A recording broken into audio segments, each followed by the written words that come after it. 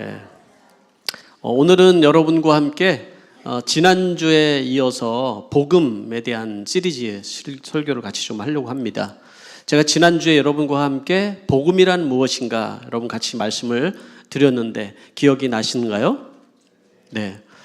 제가 지난주에 로마서 1장 16절에 있는 말씀 그 한 구절만 가지고 여러분들 복음이란 무엇인가를 나누는데, 복음은 모든 믿는 자들에게 구원을 주시는 하나님의 능력입니다. 기억나시나요? 복음은 모든 믿는 자들을 구원하기 위한 하나님의 능력이고 하나님의 지혜이고 하나님의 전략이고 하나님의 능력입니다, 여러분. 그렇죠? 이 복음을 우리가 알아야 되는데, 그래서 지난주에 제가 복음이란 무엇인가, 첫째로 복음이란 뭐라고 그랬죠? 우리는 하나님의 창조 가운데 가장 복되고 하나님의 형상과 하나님의 모양대로 창조된 사람들이라는 거예요. 하나님. 두 번째는, 그런데 우리는 죄로 인하여서 가장 불행한 상태에 빠져 있다는 거예요. 그것이 죽음이라는 거죠. 죽는 것은 단지 육신의 죽음만을 얘기하는 것이 아니라 우리 영원히 죽는, 하나님과 단절돼서 영원히 죽는 것을 포함하고 있다는 거예요. 그런 상태에 있는 우리들에게 하나님이 세 번째 원리는 뭐예요? 하나님이 포기하지 않고 내버려 두지 않고 우리가 죄인 됐을 때 우리들을 위해서 하나님의 사랑이 나타났다는 거예요. 그죠? 예수 그리스도를 이 땅에 보내주시고 그분을 통하여서 믿는 모든 사람들에게 하나님의 구원을 이루어 주시는 거예요. 하나님이 세상을 이처럼 사랑하사 독생자를 주셨으니 이는 저를 믿는 자마다 멸망하지 않고 뭘 주신다고요? 영생을 주신다, 이렇게 말씀을 했다라는 거예요. 그래서 모든 사람들이, 믿는 사람들마다 하나님의 자녀가 되는 축복을 주신다. 그렇게 복음에 대해서 제가 여러분들에게 같이 말씀을 나눴습니다. 혹시 잘 기억이 안 나시는 분들은 또 한 번 더 들어보시면서 복음이 무엇인지를 정확하게 여러분들의 가슴속에 새길 수 있게 되기를 바라는데요. 오늘은 이 복음, 제가 여러분들에게 네 가지 원리로 복음을 설명했다면, 오늘은 이 복음의 그러면 가장 핵과 같은 핵심은 뭐냐? 그 핵심은 과연 뭘까? 이 말씀을 축약해서 한마디로 얘기한다면 뭐라고 얘기할 수 있는가? 그 말씀을 오늘 같이 나누려고 하는 거예요. 그건 뭘까요? 바로 예수 그리스도. 복음을 여러분 한마디로 요약하면, 우리는 복음을 한마디로 얘기하기 쉽지 않아요. 그러나 제가 설명했으니까 성경에는 다 이렇게 예수 그리스도에 대해서 얘기하고 있다는 거예요. 자, 그래서 로마서 오늘 읽은 1장 2절에서 4절 말씀에 보니까 이렇게 얘기를 하고 있죠. 이 복음은, 복음이라는 것은 하나님께서 예언자를 통해서 성경에 미리 약속하신 거다. 그 아들을 두고 하신 말씀이다. 복음은 뭐라고요? 그 아들을 두고 하신 말씀이다. 그리고 쭉 내려와서 그는 곧 누구라고요? 우리 주 예수 그리스도십니다, 이렇게 말씀했어요. 그래서 복음은 하고 다 잘라버리고 맨 끝에 보면 복음은 바로 한마디로 얘기하면 그는 곧 주 예수 그리스도십니다, 이렇게 표현할 수 있다는 거예요. 복음은 곧 예수 그리스도를 지칭하는 말이기도 하다. 가장 여러분 축약해서 핵심적인 것을 얘기할 때 그렇게 얘기할 수 있는 것입니다. 복음을 통해서, 복음은 바로 예수 그리스도인데, 예수 그리스도 안에 있는 여러분 죄사함과 구원과 영원한 생명과 하나님 나라의 나라와 이 모든 하나님 나라의 기업이 됨과 하나님의 자녀가 됨과 이 모든 것이 축약되어 있는 거예요, 사실은. 그죠? 예수 그리스도 안에서. 자, 그러면 오늘 이 말씀, 오늘 우리가 읽은 이 말씀을 통해서 다시 한번 그 예수 그리스도를 예언하고 있는 이 말씀을 같이 한번 우리 보려고 하는데요. 첫 번째로, 복음은 성경에 미리 약속하신 것이다라는 것입니다. 2절 말씀 같이 한번 읽어볼까요? 같이 시작. 이 복음은 하나님께서 예언자를 통하여 성경에 미리 약속하신 것으로, 이 복음은 여러분 갑자기 이렇게 준 것이 아니라 이미 오래전부터 성경에, 여러분 구약 성경에 예수 그리스도가 오실 것을 예언하고 있고 신약 성경에 성취된 것을 얘기하는 거예요. 성경에 여러분 계속 얘기해 줬다라는 거예요. 하나님께서는 복음을 통하여서 우리를 구원하고 우리에게 가장 복된 것을 회복하실 계획을 이미 하셨어요. 그래서 여러분 이것을 이해하려면 하나님이 성경을 통하여서 하나님이 이 복음을 통한 설계도를 알아야 돼요. 복음의 설계도. 들어는 보셨나요, 여러분? 복음의 설계도. 제가 표현한 겁니다.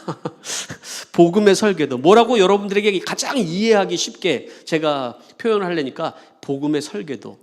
성경 속에서 얘기하고 있는 복음의 설계도는 과연 무엇인가? 세 가지를 기억을 하셔야 돼요. 여러분 좀 어렵지만 그래도 들어야 되는, 이걸 들어야 되는 거예요. 뭐냐면 이 복음의 성경 속에 담겨 있는 세 가지 이 설계도의 요약은, 첫째는 하나님의 작정, 두 번째는 하나님의 언약, 세 번째는 하나님의 성취예요. 자, 무슨 말인지 하나도 모를 거예요. 괜찮아요. 제가 설명을 다 해드릴 거니까.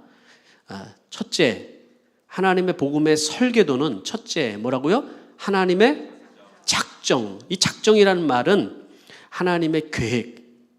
하나님께서 천지를 창조하시고, 하나님은 누구예요? 이 작정, 이 세상 모든 만물의 주권자시고 무소보제하시고 모든 것을 다스리시는 분이시잖아요. 그 하나님께서 천지를 창조하실 때 이미 작정을 하셨다라는 거예요. 어떤 작정을 하셨을까요? 하나님은 하나님이 영광을 받으시기로 작정을 하셨어요. 하나님의 나라를 이루어 가시기로 작정하셨어요. 하나님의 섭리 가운데 그것을, 이 작정을 드러내셨어요. 또 어려운 단어가 나왔죠? 무슨 말이에요? 어려운 단어 나니까 슬그머니 눈 감으시는 분들 눈 뜨시기 바랍니다. 섭리. 그래서 섭리가 뭔지 제가 이렇게 단어 설명을 좀 했습니다. 섭리라는 말은요, 라틴어로 프로비데오라는 뜻이에요. 프로비데오. 두 가지 의미가 있는데 뭐냐면 미리 본다. 또 하나의 뜻은 미리 알고 대책을 세운다. 이게 섭리인데, 사전적 의미로는 우주 만물을 통치하시는 원리와 법칙을 섭리라고 얘기를 하는 거예요. 그러니까 하나님께서는 미리 보시고 미리 대책을 세우시고 작정하셨다라는 거예요. 계획하셨다라는 거예요. 그것이 하나님이 온 천하 만물을 다스리는 하나님의 그 통치 원리와 법칙이 거기에 들어있다는 거예요. 하나님의 작정 안에. 하나님이 주권자시잖아요. 하나님의 모든 것의 통치자시잖아요. 그러니까 하나님이 작정하시고 계획하시는 거예요. 네? 하나님 뭐까지 그 하나님의 그 섭리 안에 작정되어 있냐면, 인간이 죄를 지어가지고 하나님을 떠나간 것까지도 미리 하시고 미리 계획하시고 예수 그리스도를 보내시고, 그래서 구원을 하시고, 다시 하나님이 원하시는 하나님의 그 창조를 회복할 계획까지 가지고 계시더라고요. 그게 성경의 얘기예요. 하나님의 작정. 두 번째는 하나님의 이 작정을 이루시기 위해서 하나님은 언약을 하셨다는 거예요. 언약. 무엇을 통해서? 구약 성경을 통해서. 구약 성경에 모세를 통해서 창세기도 우리에게 알려주시고 출애굽기도 알려주시고 선지자를 보내서 우리에게 필요한 것을 말씀하여 주시고, 메시아가 오실 것을 말씀하여 주시고, 죄 가운데 우리가 죽을 수밖에 없는데 메시아를 보내서 우리를 구원하실 그 놀라운 계획을 얘기하여 주시고, 그 가운데 이스라엘 백성들을 택하셔서 그들을 통하여서 구원의 인큐베이터 같은 역할을 하시고, 그리고 모든 민족을 구원할 계획을 구약 성경에 이미 예수 그리스도를 통해서 언약하셨다는 거예요. 오실 것을. 그러니까 구약 성경에도 예수님에 대한 얘기인 거예요. 예수님. 창세기부터 시작해서 말라기까지 예수 그리스도가 오실 것에 대한 언약의 말씀이고, 그를 통해서 구원하시고 회복하시고 이 하나님 나라를 이룰 것을 말씀하고 있었다라는 거예요. 세 번째는 뭐라고 그랬죠? 하나님의 성취. 그럼 어떻게 성취가 일어났냐? 신약 성경에 예수 그리스도가 이 땅에 오심으로 성취가 됐다는 거예요. 여러분, 인류의 역사는 예수님이 오기 전과 후로 나눠져요. 여러분들이 예수를 믿든 안 믿든 우리가 살아가는 이 세상은 사람들이 예수님이 오신 기준점으로 역사가 나눠져요. 그분의 역사인 거예요. 역사는. 그죠? 근데 하나님께서 예정하시고 작정하시고 언약하신 대로 예수님이 오셨어요. 예수님께서. 그 예수님께서 오셔서 십자가에 죽으시고 부활하셔서 지금은 하나님 나라의 보좌에 앉으셔서 우리를 위해서 중보하시며 바라보시는 분이시다 라고 말씀을 하고 있는 거예요. 그죠? 그분은 다시 오실 거라고 약속하고 있어요. 그분은 다시 오실 것이다. 다시 오셔서 깨어진 세상, 정말로 믿는 사람들이 이 땅에 살아가면서 또 세상에 많은 깨어지고 망가진 것들을 회복하시는 그 하나님의 놀라운 은혜를 우리는 마지막 때에 다 보게 될 것이라고 예언되어 있고 또 그것을 성취해 나가고 계시는 것입니다. 아멘. 그렇다면 여러분, 우리가 살아가는 지금 이 시간, 이 순간, 이게 얼마나 큰 여러분 의미가 있는지 아셔야 돼요. 여러분, 구약에 있는 사람들은 예수님이 오시기를 그렇게 학수고대하고 기다렸어요. 우리는 지금 이 땅에서 예수 그리스도를 통하여서 구원이 우리에게 이루어졌고 다시 오실 예수 그리스도를 고대하면서 그 나라의 완성을 바라보고 소망하는 삶을 살아가고 있다고요. 이 복음의 설계도예요, 여러분. 하나님의 놀라운 계획이 이 복음 안에 담겨져 있구나. 여러분, 이것을 여러분 이해를 하셔야 되는 것이죠. 여러분이 이 땅에 살아가는 건 여러분 한 사람 한 사람 그냥 내버 던져버려준 존재가 아니라 하나님은 여러분을 작정하시고 여러분들에게 언약하시고 여러분들을 통하여서 하나님의 자녀로 성취해 나가시는 것 또한도 우리가 적용해 나갈 수 있는 것이죠. 두 번째, 그렇다면 여러분, 두 번째는 복음은 뭐라고 얘기를 하냐면 복음은 곧 예수 그리스도이십니다 라고 얘기를 하고 있어요. 복음이 성경에 예언되어 있었다 그러면 복음은 곧 예수 그리스도입니다. 3절과 4절 말씀을 같이 한번 읽어보겠습니다. 시작.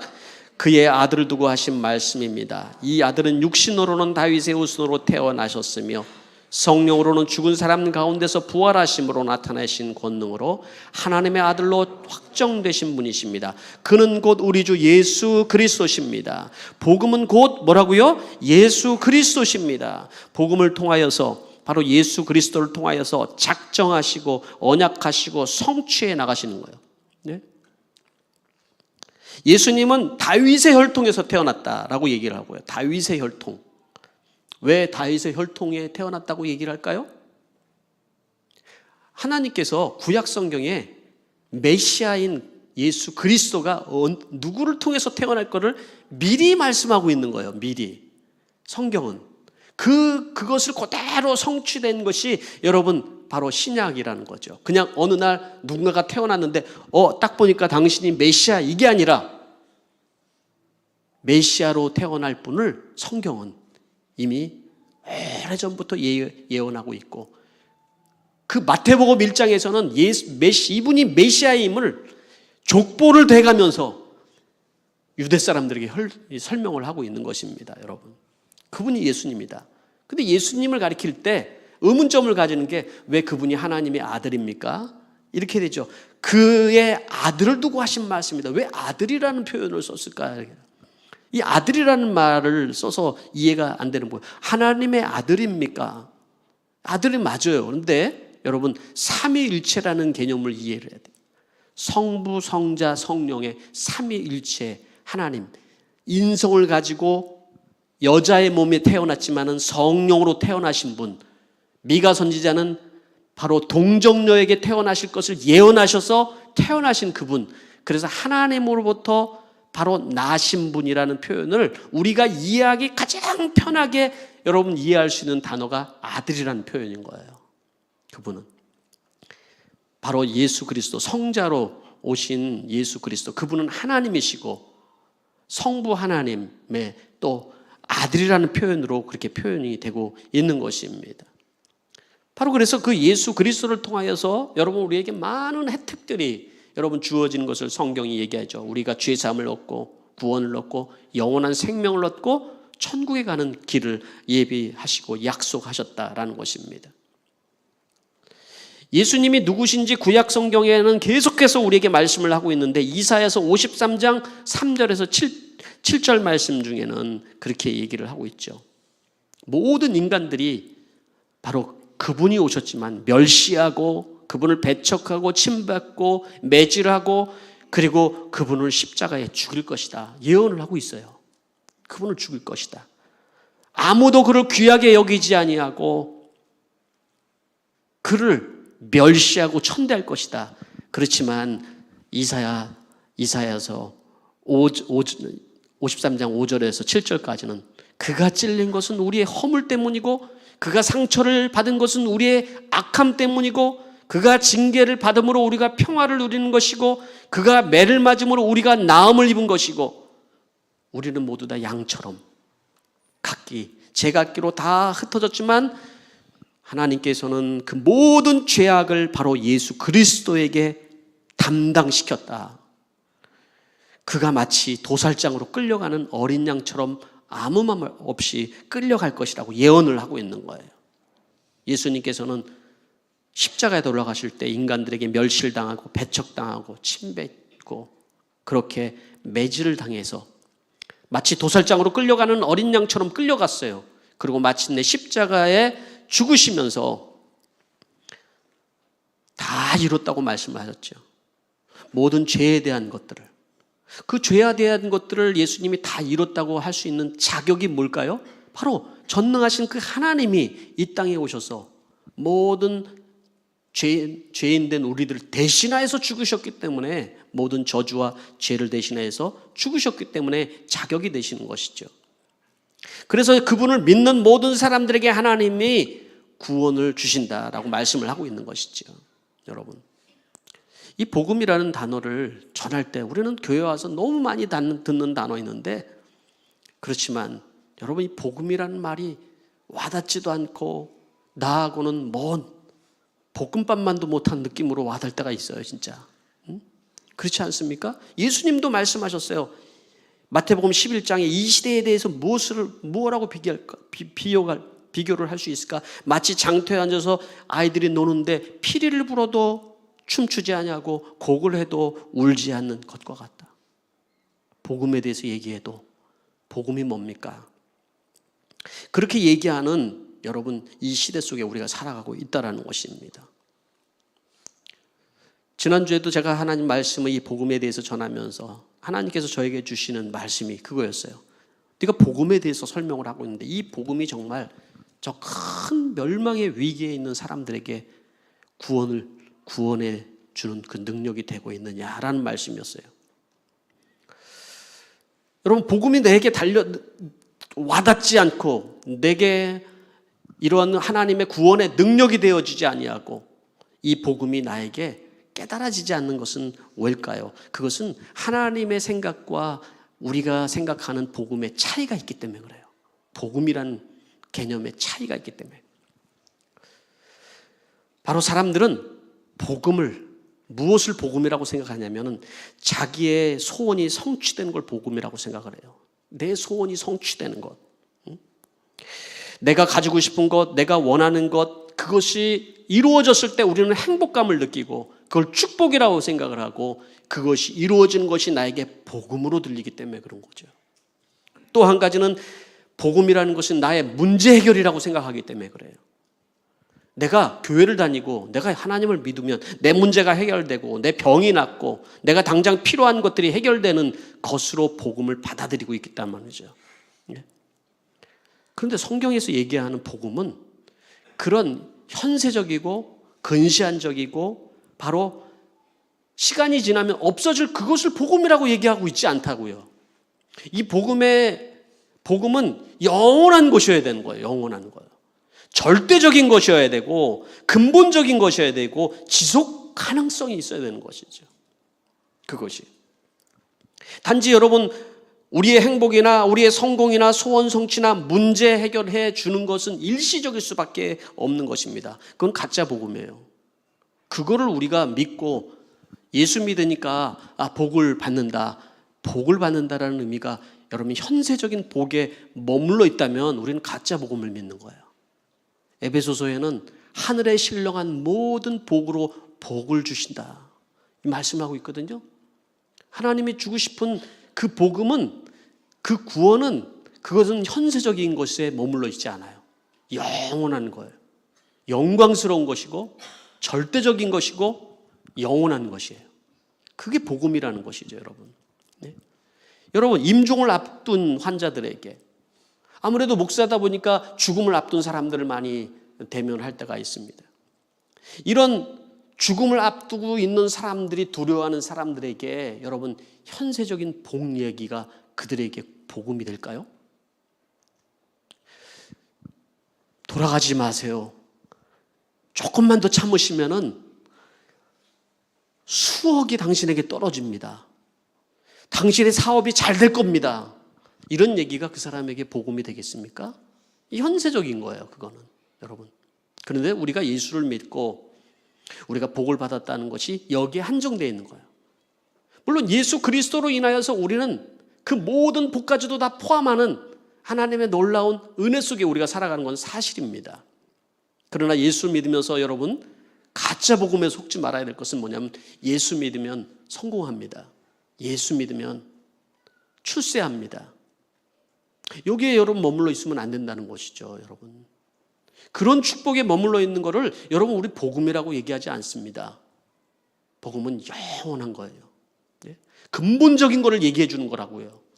우리의 영원한 생명과 관계된 것이고 인간은 죽을 수밖에 없고 가장 위험한 상태에 놓여 있는 상태에서 그 사람에게 가장 필요한 것은, 지금 임종을 앞두고 있는 사람에게 가장 필요한 것은 당신에게 지금 영원하고 지속 가능한 하나님의 놀라운 은혜와 선물이 있습니다. 그것은 예수 그리스도로 인하여서 당신이 구원을 얻었다는 것입니다. 당신이 구원을 얻었다는 겁니다. 당신이 하나님의 나라의 백성이 되었다는 것이고 하나님의 나라의 기업을 얻었다는 것입니다. 여러분, 그래서 기독교인들은 죽음 앞에서도 두려워하지 않았던 거예요. 네? 만약에 현세적인 복음이 진정한 복음이라고 생각한다면 여러분 아마도 초대교회 그리스도인들이 그 목숨을 아끼기 위해서 얼마나 노력했겠습니까?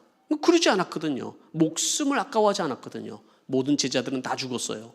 목숨을 걸고 복음을 전하다가 다 순교를 했어요. 네? 그래서 예수님께서도 말씀하십니다. 오병이어 사건을 통해서 떡을 달라고 몰려드는 그런 백성들 앞에서, 사람들 앞에 구름대처럼 몰려있는 사람들에서 그렇게 얘기했어요. 너희가 뭐 때문에 나에게 몰려들어 있느냐? 썩을 양식을 위해서 일하지 말고 영생하는 양식을 위해서 일해라. 썩은 양식을 구하지 말고 나에게 영생하는 양식을 나에게 구해라 라고 말씀을 하고 있는 것입니다. 그리고 내가 살아있는 떡이다. 내가 바로 복음이고 내가 영원한 생명이고 나를 통해서 하나님 나라가는 길이다. 내가 곧 길이요 진리요 생명이니 나로 말미암자 인 건 아버지께로 갈 사람이 아무도 없다 라고 말씀을 하는 거예요. 여러분, 이 복음에 대한 예수 그리스도의 초청에 여러분 반응을 우리는 해야 되는데, 이 복음이 뭔지를 모르면 반응할 수가 없잖아요. 내가 지금 얼마나 위험한 상태에 놓여 있는지, 내 인생이 얼마나 등정부와 같은 상황에 있는지 여러분 우리는 지금 만족하고 있는 경우들이 많이 있거든요. 아무 일도 없는 것 같은 느낌이. 그럼 아무 일도 없지 않아요, 여러분. 우리의 인생은 마치 꺾여진 꽃과 같은 거예요, 사실은. 꽃병원에 꽃처럼 펴 있지만은 그러나 그는 제한된 시간이 있을 뿐인 거예요. 그래서 복음을 초청하면서 예수님께서 분명한 전제를 두고 있어요. 분명한 전제를 두고 있는데 그것은 뭐라고 말씀하냐면 요한복음 7장 37절 누구든지 목이 마른 사람들은 나에게 와서 먹어라. 누구든지 목이 마른 사람들은, 누구든지 인생을 살아가다가 목이 마르고 위험함이 느껴지고 자기 스스로 할 수 없는 것이라고 느껴지는 사람들은 목이 마르고는 나에게. 이사야 55장 1절에도 너희 목마른 자들은 물로 나아오라. 수고하고 무거운 모든 자들아 나에게 오라. 내가 너희를 쉬게 하리라. 말씀하고 있는 거예요. 인생은 결국은 수고하고 여러분 짐을 지고 살아가는 거거든요. 수고하죠. 여러분 우리는 땀을 흘리고 수고를 합니다. 수고는 내가 하는 거예요. 내가 만들어내는 거예요. 또 짐을 집니다. 짐은 내가 나의 의지와 관계없어요. 살다 보니까 내 등에 짐이 얹혀지는 거예요. 아버지로서 파더스데이인데 미안합니다. 아버지로서 얼마나 많은 짐을, 집도 사야죠. 자녀들 교육도 해야 되죠. 또 돈도 벌어서 할 땐간 모계주도 내야 되죠. 많은 짐이 있을 거예요. 그러니까 딱 우리 남자들 보면 딱 교회 오는 거 보면 알아요. 딱 무거워요 얼굴이. 이 복음을 듣지만 난 볶음밥이 더 필요하다는 느낌이에요. 딱 보면은 지금. 네. 여러분 그게 무슨 여러분 우리가 신앙생활이라고 얘기할 수 있겠습니까? 여러분 인간은 여러분 그렇게 태어나서 그렇게 죽어가는 것인데 여러분 그러나 여러분 우리는 예수님께서 우리에게 말씀하신 그 길을 오직 그 길을 우리가 걸어가는 거죠. 그것이요. 그래서 여러분 우리가 복음을 받아들일 때 아니 예수를 믿으면 복권 당첨된 것처럼 그냥 나도 혹시 복권에 당첨될까 하고 믿어볼까 이렇게 해서는 안 되는 거예요. 여러분 예수님께서 우리에게 복음을 주실 때는 하나님께서 작정하시고 이미 언약을 하시고 그리고 성취하기 위해서 예수 그리스도를 보내셔서 그 예수 그리스도를 여러분 인간의 몸에 태어났지만은 십자가에 죽으시고 온갖 고난과 고초를 당하면서 죽으시고 모든 죄와 저주를 다 뒤집어 쓰고 죽으시고 부활하신 거예요. 얼마나 어마어마한 대가를 치렀습니까, 여러분? 그러한 대가를 치르고 우리에게 허락한 복음을 받을 때는 생명을 걸고 주신 거예요. 하나님의 생명인 거예요. 그걸 생명이라고 얘기하는 거예요. 복음은 곧 생명인 거죠. 예수 그리스도의 생명값으로 우리가 얻은 거죠. 그분의 생명으로 오기 때문에 우리가 예수님 짤이라는 얘기를 하는 거예요. 예수님이 우리에게 주신 생명, 그 생명을 우리가 받을 때는 어떤 자식이 목마름이 있어야 돼. 목마름이. 그리고 우리가 마치 받을 때도 목숨을 걸고 받아야 되는 거예요. 여러분 복음은. 복음을 받을 때 이 복음을 받아들이면 내 사업이 잘 될 것이다. 이 복음을 받으면 내 몸이 건강해질 것이다. 우리 집안이 잘 되고 여러분 현세적인 그런 마음으로 여러분 복음을 받는 게 아니에요. 그거는 제한이 있어요. 시험이 오고 환란이 오고 여러분의 인생에 풍파가 오고 폭풍우가 찾아올 때 다 쓸려나갈 것들인 거예요. 다 쓸려갈 거예요. 복음은 영원해야 되거든요. 흔들리지 않은 거예요. 반석과 같은 것이에요. 인생에 집을 지을 때도 여러분 그래서 우리는 반석 위에 집을 지어야 되는 거잖아요. 모래 위에 짓는 것이 아니라 예수님은 우리의 인생이 모래 위에 짓는 세상의 성공이나 세상에 주어지는 그런 행복이나 시간이 지나면 없어지는 쾌락에 여러분 기초에서 우리 인생의 집을 지으라고 얘기하고 있지는 않아요. 우리의 인생의 집은 반석인 예수 그리스도에 지어야 된다라고 말씀하고 있는 거예요. 그게 복음이다 말씀하고 있는 거죠. 네? 왜 아멘을 안 하시는 거예요? 네? 30%밖에 아멘을 안 하신 것 같아요. 네. 여러분 그래서 북한에 있는 사람들도 복음을 듣고 이 사람들은 복음을 믿을 때 이게 탈북하신 분들 간증 들어보니까 그렇더라고요. 우리는 복음을 받고 믿을 때는 목숨을 걸고 믿었습니다. 이걸 받으면 자기는 언젠가 죽을 거라고 생각합니다. 순교할 거라고 생각합니다. 이렇게 믿는다라는 거예요. 왜? 예수 믿는 게 불법이니까 그곳에서. 그런데 탈북해서 한국 땅에 와보니까 그랬다라는 거죠. 너무 이상하다라는 거예요. 복음은 사라지고 진짜 현세적이고 축복에 목마른 사람들만 모여서 살아가는 사람 같은 그런 가짜 복음을 믿는 사람들이 눈에 보이더라는 거죠. 예? 교회는 엄청나게 크고 여러분 화려하고 사람들도 모였지만 그곳에서 진짜 복음이 뭔지를 알고 살아가는 사람들이 얼마나 될까 생각이 들더라는 거죠. 여러분 처음에 예수님께서 우리에게 복음을 주시고 그리고 여러분 초대교회 성도들이 복음을 받아들였을 때 그들은 어떤 마음으로 받아들였습니까? 여러분, 모든 것을 다 포기하고 여러분 복음을 위해서 살아가는 그런 삶을 살았던 거죠. 네. 우리에게 정말 주시는 그 복음은 영원한 것이고 절대적인 것이고 완벽한 것입니다, 여러분. 네. 마지막 세 번째는 우리는 이 복음을 위해서 부르심을 받았다라는 거예요. 5절 6절 말씀에 이렇게 얘기합니다. 같이 읽어봅시다. 시작. 우리는 그를 통하여 은혜를 입어 사도의 직분을 받았습니다. 그것은 우리가 그 이름을 전하여 모든 민족이 믿고 순종하게 하려는 것입니다. 여러분도 그들 가운데 들어 있어서 예수 그리스도의 부르심을 받은 사람이 되었습니다. 여러분들이 예수 그리스도로 부르심을 받은 사람이 됐대요. 예수를 믿는 순간에 예수 그리스도로 부름을 받은 사람이 된다는 거예요. 그리고 모든 민족이 이에 순종하도록 부르셨다라는 거예요. 근데 지난번에도 제가 하나님의 부르심이라는 말씀을 같이 나누면서 예수를 믿는다는 것은 내가 예수를 믿고 하나님이 나를 너무 사랑하니까 내가 예수 믿고 천국 가는 거다. 여기에 머물러 있는 신앙은 굉장히 여러분 이기적인 거다. 이기적인 거야. 예수 믿고 천국 가는 걸 모르는 게 아니라, 그걸 안 믿는 게 아니라 예수 믿고 천국 가는 신앙에 머물러 있는 것이 여러분 우리의 신앙의 수준이라는 거예요. 예수 믿고 천국 가는 수준에 머물 것이 아니라 하나님의 부르심은 우리를 예수 믿고 부르셔서 하나님의 자녀 되고 천국 백성 삼아 주셨지만 믿지 않는 사람들을 위해서 우리는 똑같이 두 번째 부르심으로 우리를 구원했다라는 거예요.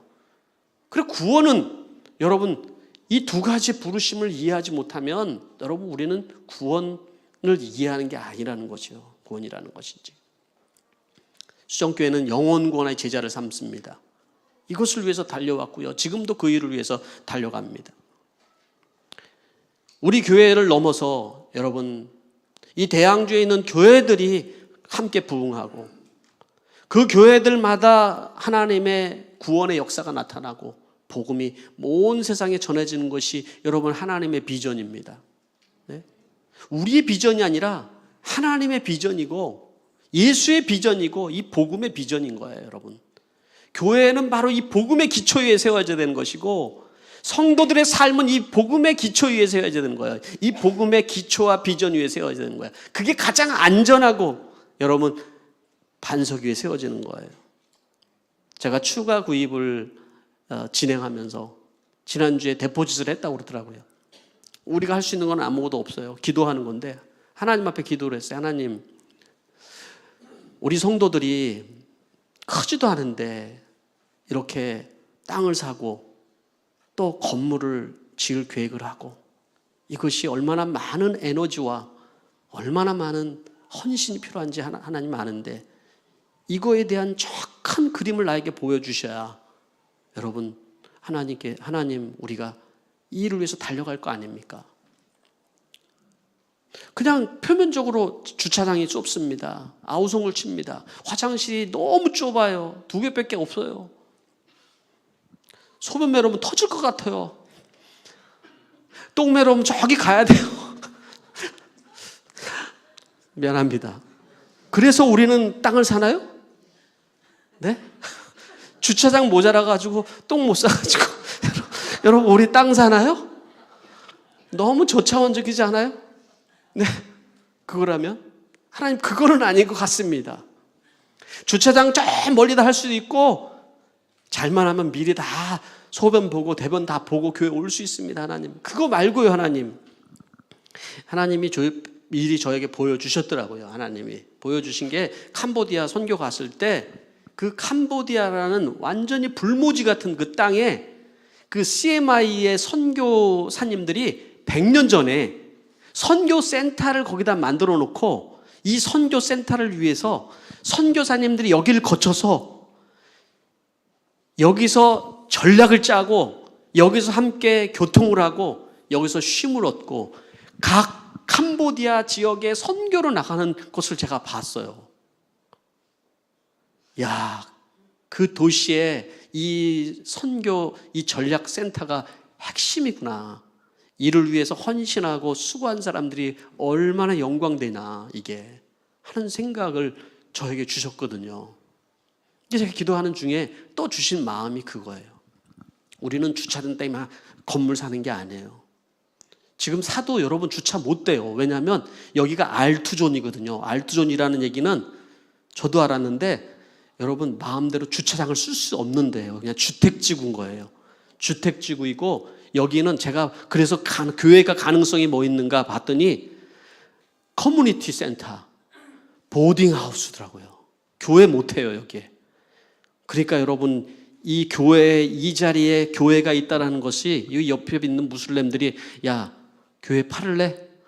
왜 팔려고 하는지 알겠어요 여러분. 돈이 필요해서 교회를 판다 그러면 여러분 우리는 아마 두고두고 후회할 거예요. 그 우리 생각을 바꿔야 되는 거예요. 옆에 있는 걸 다 사야 되는 거죠. 그러면 네? 왜 그런 상황을 만들어요? 저는 지금 투자하자는 얘기를 하자는 게 아닙니다 여러분. 잘 알아들었으면 좋겠어요. 왜 일을 하는지를 알아야 되잖아요. 하나님 주시는 하나님 이 일에 대한 설계도를 주세요. 그게 영혼 구원 전략센터가 돼야 된다. 교회는 영혼을 구원하는 전략센터다. 복음을 위한 전략센터가 돼야 되는 것이다. 이 얘기를 하나님이 하시는 거죠. 네? 그래서 1차 우리 계획은 다 허물어져가는 저 하우스 조그만 거지만 그것에 여러분 영혼 구원할 훈련 장소이고 우리 다음 세대들이 지금 얼마나 불처럼 일어나고 있습니까 여러분. 1세대들이 불을 질러놨는데 지금 다음 세대들이 간증 작업 사주고 우리 누구예요? 이름도 제가 갑자기 준모가 와가지고 간증을 하잖아요 여러분. 불을 지르잖아요 여러분에게. 다음 세대들이 여러분 계속 불을 지를 거예요 여러분들에게. 이 사람들을 우리가 훈련하고 교육하는데 모을 데도 없고 여러분 그런다고 하면 이거는 1세대의 책임이죠. 1차 단계는 제가 그거고요. 그다음 보딩하우스는 하나님 왜 필요합니까? 보딩하우스는 우리에게 필요가 없습니다.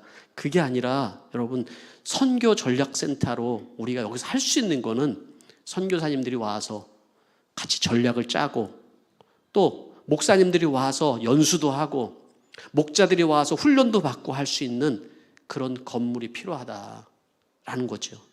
그거는 여러분 우리가 할 수 있는 건지 모르겠어요. 돈이 있어야 하니까. 네. 2단계는 하나님께서 결국 우리는 영혼구원하는 전략센터가 돼야 된다. 교회는 영혼구원하는 전략센터고 복음을 위한 전략센터가 돼야 된다. 이를 위해서 하나님께서 필요한 것도 주시고 또 하나님께서 사람도 보내주시고 이를 통해서 하나님의 놀라운 역사를 경험하는 것, 이게 여러분 정말 우리에게 필요한 것이다. 주시는 하나님의 은혜인 줄 믿습니다. 말씀을 맺도록 하겠습니다. 여러분 제가 구체적인 거는 칼럼으로 다시 올리도록 하고요. 이 시간에 우리 하나님 앞에 다시 한번 기도하도록 하겠습니다. 결단과 헌신의 시간에 위해서 제가 말씀을 정리해 봤습니다.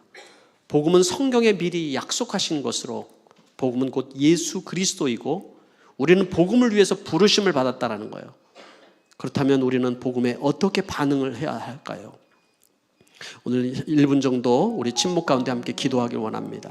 기도하겠습니다.